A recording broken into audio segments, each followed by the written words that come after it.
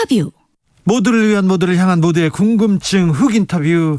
민주당 이재명 대표 기소에 추가 기소까지 불거지면서 검찰과 경찰 수사 속도 냅니다. 사법 리스크 실체는 있는지 어떻게 될지 좀 이야기 나눠보겠습니다. 이상돈 중앙대 명예교수 나오셨습니다. 안녕하세요. 네, 안녕하세요. 네. 추석 잘 보내셨는지? 네, 그렇습니다. 네. 추석 때 사람들이 어떤 얘기했을까요? 어떤 정치 얘기했을까요? 아니 저는 뭐 추석 때 사람을 만나지 않아서 모르겠는데 네. 뭐 특별한 게 있겠습니까? 우리나라 정치 얘기가 이렇게 많이 올랐을까요? 뭐 일반 국민들이 포기한 거 아니에요? 한국 정치에 대해서? 아니 벌써 포기하면 안 되죠. 정권이 들어선 지 얼마나 됐다고. 그런 것 같아. 네, 윤 대통령이 영국, 미국, 캐나다 순방합니다. 엘리자베스 여왕 조문 가고요. 그런데 기사에 김건희 여사도 동행 이렇게 얘기합니다. 좀 국민들은 좀 걱정하고 있는 것 같습니다. 네, 글쎄요. 뭐 저는 이런 생각이 좀 들어요. 뭐 구태여 대통령 부부가 갈 필요가 있는가? 차라리 총리께서 가는 게 낫지 않는가? 왜냐하면 대사도 하고 영어도 되고 그래서 난 좀 그게 좀 낫다고 나는 생각하는데 뭐 대통령 본인이 가겠다 그러면 뭐 그건 뭐 할 수 없는 거죠. 네, 본인이 가야죠. 직접 가서 정상회의들도 만나고 외교도 하겠다 이렇게 얘기하는데. 근데 솔직히 조문 가서 크게 뭐 정상 되는 거 별로 없어요. 네. 그래 그리고 또 그게 이제 뭐 미국이나 뭐 유럽 국가들한테는 큰일이지만은 뭐 우리도 상징적 의미가 있죠. 근데 난 좀 그때요. 그래서 뭐 더군다나 외국 신문에도 뭐 이런저런 얘기가 있는데 그런 면에서 좀 그렇습니다. 네. 아니 대통령이 가면 영부인도 가야 되는데 영부인 간다고 굳이 가냐 이런 얘기하는 걸 보면 김건희 여사가 좀 국민들한테 미움을 받습니까? 아니 그건 또 뭐 우리 좀 이게 솔직히 좀 그렇잖아요. 뭐 무슨 뭐 말도 안 되는 것 같은 건 학위 논문 그거 논란 뭐 나는 그거 가지고서 뭐 특검을 하는 거리도 못 됩니다. 왜냐하면 저작권 표절 이런 거는 이게 형법 문제가 기본적으로 아니잖아요. 근데 보면 그런 건 얘기가 좀 부끄러운 거죠. 근데 뭐 특검 얘기까지 나오는 걸 보면 그거 난 뭐 모르겠어요. 뭐 무슨 저기 뭐 주식 뭐 어쩌고 나는 뭐 주식은 모르니까 모르겠는데 네. 제가는 뭐 제가 알기는 뭐 학위 논문 가지고서 특검한다는 건 난 좀 어울리지 특검감이 좀 안 된다고 보죠. 그런 말 나 자체가 또 부끄러운 거죠 한마디로. 네, 그렇습니다. 네. 자, 성남 FC 후원금 의혹을 수사해온 경찰이 지난번에는 이거 죄가 안 된다 했다가 갑자기 이제 결과를 바꿨습니다. 제3자 뇌물 공여 혐의 인정된다 이렇게 검찰에 이렇게 송치했는데 법학과 교수, 네, 이상돈 교수님 어떻게 보셨습니까? 네, 그게 좀 걱정되는 바가 하나 있다고 봤어요. 왜냐하면 그러면은 우리 기억하실 거예요. 19대 국회 때 네. 국회의원 몇 사람이 어떤 이익단체에 이익단체 이익을 반영하는 의원입법을 했다가 네. 그리고 후원금 받아서 네. 감옥 갔어요. 네. 그런 일 있지 않습니까? 있었죠. 네, 그런 일 있었고 또 더군다나 최순실 네. 그 미래재단 사건. 네. 그거는 민간재단이에요, 미래재단은. 네. 그런데 그것을 거기다가 뭐 삼성 등등에서 돈 낸 거를 윤석열 검찰이 네. 그 이제 제3자 박근혜 대통령과 경제적 공동체라는 거 해서 그걸 뇌물죄로 했고 네. 또 그것이 뇌물죄 되면은 뭐 삼성의 승계에 영향을 미쳐 굉장히 어려운 거, 굉장히 복잡한 소송이 있었잖아요. 예. 근데 결국은 대법원에서 검찰 측을 다 지지를 했죠. 예. 그것을 갖다 한번 이번 사건에 유추해 보면은 일단 성남FC는 민간재단이 아니라 공공기관이잖아요. 시장. 예. 그러니까 이게 더 말하자면은 또 범법성이랄까 그런 우려가 더 큰 거죠. 이게. 아, 그래요? 그렇죠. 이게 민간재단이 아니니까 시장. 예. 난 그래서 그런 게 좀 그리고 또 순수하게 뭐 좋은 뜻이니까 냈다고 보면은 이건 문제가 없는데 이제 그것이 이제 뭐 건축허가 등등 이게 대가성이 있느냐 없느냐 논란이 있었는데 일단 검찰에서는 이번에는 있다고 본 거 아니겠습니까? 예. 그렇게 되니까 뭐 법원의 판결을 봐야 되겠지만은 뭐 검찰에서는 뭐 기소하기에는 뭐 충분한 사안이라고 보는 것 같아요. 네. 그리고 나는 이게 그 재판은 우리가 예단할 수 없다고 봅니다. 굉장히 그러면 재판이 좀 복잡해질 수도 있네요. 네, 그렇죠. 그 박근혜 대통령이 이명박 전 대통령 재판이 얼마나 오래 갔어요. 네. 그런데 교수님, 아니 그 지자체장이 우리 지자체에다 이렇게 투자해달라, 우리 지자체를 거를 팔아달라 이렇게 세일즈하고 이렇게 가서 이렇게 팔고 할 수 있지 않습니까? 그건 괜찮은데 문제는 이게 예를 들면 건축 허가하고서 연관성이 있느냐 네. 그 문제가 핵심 아닙니까? 그런데 일단 그거는 검찰에서는 경찰에서는 뭐 그것을 일단에 말하자면 있다고 보고서 이렇게 송치한 거 아닙니까? 예. 결국 그건 결국은 법원의 판단에 이제 맡겨진 거죠. 예. 나는 그렇다고 봐요. 예. 아니 근데 경찰이 이미 이거 혐의가 안 돼 무혐의 했는데 1년 전에 그런데 이제 또 바꿨어요. 네. 그러니까 민주당이 이거 정치 탄압이다, 이재명 죽이기 아니냐 이렇게 얘기할 수 있지 근데 않습니까? 여튼간에 검찰이나 경찰이 무혐의 불기소했다는 나중에 바꿔서 송치하거나 기소할 수 있어요. 그 일사부재의 네. 관계 없습니다. 네. 예를 들어서 과거에 전두환 노태우에서 네. 그 당시 처음에 서울지검 검찰은 성공한 쿠데타. 예. 그 집은 나중에 바꿔서 기소했잖아요. 예. 그거는 법적으로는 문제가 없어요. 네. 일단 뭐 그러니까 뭐 어떤 새로운 증거가 있는지 예. 어떤 법의 해석을 달리하는 건지 그건 우리가 좀 두고 봐야겠지만 뭐 이렇게 바꿔서 기소하는데 문제가 있는 건 아니죠. 알겠습니다. 네. 이 문제가 이 대표한테 굉장히 또 내관이 될 수도 있군요. 이 대표는요 허위사실 유포에 따른 공직선거법 위반 혐의로 기소됐습니다. 네. 이 부분은 어떻게 보셨습니까? 그것도요. 우리나라 시기의 선거법 같으면은 뭐 트럼프 대통령 선거운동할 때 선거운동 뭐가 되겠어요. 네. 그런데 우리는 허위사실 문제가 이게 판례가 많이 나왔잖아요. 네. 이번 21대에도 어떤 국회의원이 하나 뭐 공약집인지 뭔지 고속도로하고 고속가도로하고 혼동해서 국회의원 떨어졌어요. 예. 재판결 받고. 네. 그런 일이 있어요. 네. 그게 허위사실이라고. 네.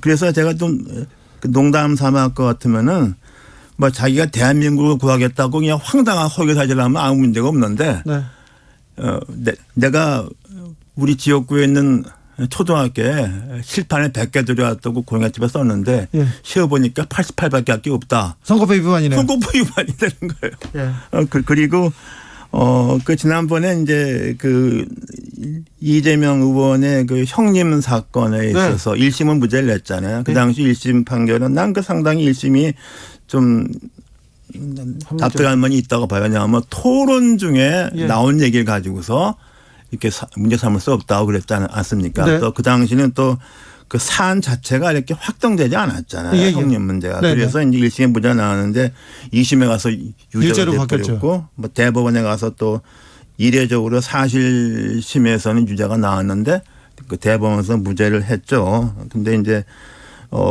그래서 최근에 국회의원들 허위사실 뭐 등등으로서 100만 원 이상 나온 경우 보면요. 그게 만만치 않아요. 그렇죠. 이 선거법이라는 게 걸면 걸릴 수도 있거든요. 그래서 이 기억과 감정을 가지고 기소했다고 하더라도 법원 판단은 또 지켜봐야 되는 거 아닙니까? 그렇죠. 근데 이제 우리나라 법원 판결이라는 게 고속가도로하고 고속도로하고 혼동했다는 정도 가지고서 내가 국회의원 상실형이 하는 게 합당한지 나는 모르겠어요. 네. 근데 좀 우리 법원의 판례가 좀 그런 측면이 있습니다. 네. 그런데 아무튼 이재명 대표는 기소를 계속 당하고 있기 때문에 사법 리스크에 맞닥뜨렸다 이렇게 얘기하는데 이 부분은 정치권에 어떤 영향을 미칠까요? 일단은 뭐 이제 앞으로 어떻게 될지 모르겠어요. 뭐 이제 검찰이 뭐 신변 확보에 나설지 이렇게 되면 이제 국회에서 이제 뭐 동의 필요하지 않습니까? 네. 회기 중 뭐 네. 이런 문제 파란이 일겠죠. 근데 아마 검찰은 일단 뭐 불구속 기소로 재판으로 네, 뭐 지금 넘기겠죠. 2건 또 다른 것도 뭐 한두 개 더 있을 수도 있어요. 근데 이렇게 되면은 상당히 이게 좋지 않지 않습니까? 야당 대표인데. 네. 이렇게 되면 그리고 이걸 갖다가 그냥 몽땅 다 정치적인 보복이다. 이렇게 말하기도 내가 볼 때는 조금 그래요. 왜냐 그러면 이게 상당히 기존형 판례를 비추어 볼 때 상당히 좀 우려되는 점이 있어요. 나는 그렇게 봅니다. 네. 민주당에서는 이거 표적 수사다, 찍어내기다. 왜 이쪽만 이재명, 김혜경만 이렇게 수사하고 이렇게 먼지를 터느냐. 윤석열은 대통령이니까 접어두고 김건희 여사도 수사해라 이렇게 얘기합니다. 그래서 이제 뭘 수사라는 거죠? 그 도이치 모터스 주가 조작 관련 그리고 글쎄요, 또 그건 사저에 대한 공사 관련 그리고 저기 그 논문도 있었고요. 그 논문은 제가 볼 때는 논문은 검찰 수사할 대상은 난 아니라고 봐요. 네. 글쎄요, 뭐 그런 얘기가 나오는 게 당연하죠. 네. 당연하다고 봐요. 네. 그래서 여기서는 김건희 특검법으로 가자, 특검하자 이렇게 얘기하는데. 글쎄 모르겠어요. 특검법이 통과될 가능성이 있습니까? 이게 특검이라는 게 양당의 합의가 있어야 되는데. 네. 패스트 트랙이라도 좀 띄워서 무조건 해야 된다. 그렇게 한번 그것도 하나 좋은 방법이죠. 한번 뭐 해보는 것도 괜찮다고 봐요. 정치적으로. 네. 네, 알겠습니다. 네. 국민의힘 비대위 출범은 어떻게 보고 계신지요? 글쎄요, 뭐 비상 상황인 거는 맞는데 난 그 대책이 있는가 모르겠는데요. 근데 뭐 비대위 그게 중요한 게 아니고 중요한 것은 법원에 달렸잖아요. 가처분 신청. 그렇죠. 네. 그리고 그 지난번에 저는 그 판결이 굉장히 잘못됐다고 보는데 뭐 이런 말이 있죠. 그 법원은 그 정치적 덤불에 들어가는 게 아니다. 예. 그래서 그리고 이제 백발을 양보해서 법원이 그 정당에서의 결정에 대해서 심의하는 경우도 절차적 하자를 심의하는 게 그치죠. 실질적인 내용을 심사하는 경우는 없습니다. 네. 그건 저거 똑같아요. 그 아까 나온 대로 학위 준거 네. 그 대학에서 학위 나온 거 가지고서 누가 시비 걸어서 법원이 그 심사합니까? 학위 논문의 타당성에? 네. 그런 경우는 없어요. 예. 그래서 나는 이게 그 지난번에 그 판사가 실질적인 말하자면 이 비상사항이 아니라는 실질 내용에 대해서 판단을 했잖아요. 네. 그리고서 이제 이준석 대표가 네. 주호영 비대위원장만을 상대로 했기 때문에 네. 비대위원장만 가처분 업무정지 가처분 된 거죠. 네. 그런데 그 판결 논리를 볼 것 같으면은 네. 그 비대위원 전체가 다 불법이잖아요. 그게. 예, 그렇죠. 그렇게 되면 지금 정진석 비대위를 발족시킨 결정도 불법이라고 이게. 그렇죠. 그렇게 되면 지금 법원에서 무슨 저 국민의힘 대리하는 변호사가 있는데 그 변호사는 지금 도대체 누구 대리를 받는 건지 그것도 애매하잖아요. 네. 그래서 난 이게 지금 담당 판사가 어떤 판결을 할지 좀 지켜봐야 되는데 기존의 논리를 그대로 따서 할 것 같으면 네. 지금 국민의힘은 대책이 없어요. 내가 볼 때는 완전히 뭐. 계속 이렇게 흘러가야 됩니까? 그러니까 법원이 이런 문제 함부로 들어오는 게 아니라고 이게 도대체. 그렇죠. 그러니까 이거 대단히 잘못된 거예요. 그런데 우리나라 그 언론이나 때 보니까 그 허영 교수님이 신문이나 쓴 거 그게 맞는 거예요. 그걸 가지고서 법원의 판결을 따라야 된다고 이렇게 말하는 사람들이 있어요. 정말 한심하고 무식한 거예요. 아니 이런 일이 있을 수 없는 거예요. 법학자가 지금 법의 판결 가처분에 대해서 이렇게 얘기하는데 정치적인 사안을 법원으로 끌고 가는 거는 이거 잘못됐다는 거죠. 그렇죠. 그리고 정치적인 거 정당은 자발적인 결사 아닙니까? 예. 그래서 어느 상황 가면 가처 못 하는 거예요. 제가 국민의당 의원이 했을 때 당이 합당도구서 거의 쪼개졌잖아요. 네. 그래서 이제 제가 그때 전당대 의장이었는데 전당대 안 하고서 막 해버렸잖아요. 예. 그러니까 이제 그 안철수에 반대하는 어떤 의원 한두 명이 막 흥분해서 법원에서 가처분 신청을 내자고 그래서 냈어. 난 그때 뭐라 그러냐면 정당은 어차피 정치적 견해를 같이 하는 석에 모이는데 이렇게 되면 어차피 이건 틀린 거다. 난 네. 그래서 가처분 이런 거 하지 말자고 그랬다. 근데 가처분 했는데 그냥 기각당했죠. 네네. 그런 경우가 있었어요. 네. 난 그래서 이거를 법원으로 갖고 갔다는 것 자체가 아주 잘못된 거예요. 예. 그런 사람은 정치하면 안 돼. 알겠습니다. 네. 이재명 대표 변호사비 대납의혹도 남아 있는데요. 이 부분은 어떻게 보시는지요? 아이, 나도 그것도 그때 나중에 알았는데 깜짝 놀랐어요. 뭐 대법원 판결 그 상고하면서 변호사 뭐 그냥 열몇 명을 했잖아요. 로펌이 몇 개 있고. 네. 나 그래서 누가 그걸 나한테 물어보길래 나는 그 대법원이 판결은 그 당시 어떻게 판결하느냐는 네. 우리 국회의원 그 당선 무효하고는 다르잖아요. 다르죠. 네. 네. 거기에 대해서 과연 대법원이 어떻게 할 거냐 그게 중요한 거지. 나는 이게 변호사 많이 쓴다고 이게 되겠느냐. 내가 좀 그런 얘기를 했는데 그러니까 변호사 비용이 많이 드는 거 세상은 다 아는 거 아닙니까? 그래서 윤석열 대통령이 검찰 때 뭐 이렇게 조윤선 전 장관, 네. 김기춘 뭐 등등등등 많았잖아요. 네. 그 사람들이 3심까지 운동에 변호사 비용을 얼마 썼는지 하면 깜짝 놀랄 겁니다. 네. 이재용 그건 뭐 말할 나이도 없고. 네네네. 그런데 이것도 대법원까지 이렇게 메모도한 변호사를 가끔은 이거 누가 보더라도 변호사 비용이 많이 들어간 게 보이지 않습니까? 많이 들어갔는데 자원해서 그리고 도와준 사람이 많이 있다고 합니다. 근데 돈을 내고. 나는 그거는 근데 그거 결국은 그래서 이제 이 문제가 이렇게 그때 뭐 뭡니까 이낙연 그 의원이 경선 때 그 문제를 제기하고 그랬잖아요. 네. 그래서 이재명 의원이 이런 여러 가지를 너무 좀 잘못한 것 같아. 대법원에서도 변호사 이렇게 많이 할 필요가 없는 거라고 내가 볼 때는. 알겠습니다. 그래서 뭐든 좀 악수를 많이 뒀어요. 내가 네. 볼 땐 그래요. 이재명 대표는 차라리 쌍특검 가자. 다 특검 받을게 얘기합니다. 이재명도 수사해라. 그리고 김건희 특검 가자. 이렇게 얘기하는데 어찌 보시는지요? 근데 나는 그 대통령 선거에 나왔던 사람이 대통령 부인하고 자기 동격으로 한다는 게 난 좀 어울리지 않는 것 같아. 아, 그래요? 그렇습니까? 네. 그게 우습잖아.